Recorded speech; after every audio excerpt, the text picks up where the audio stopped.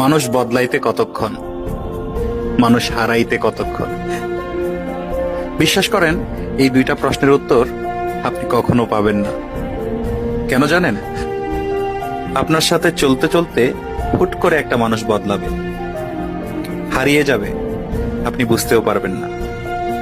একা আসছেন, একাই যাবেন, এবং এটাই চিরন্তন সত্য।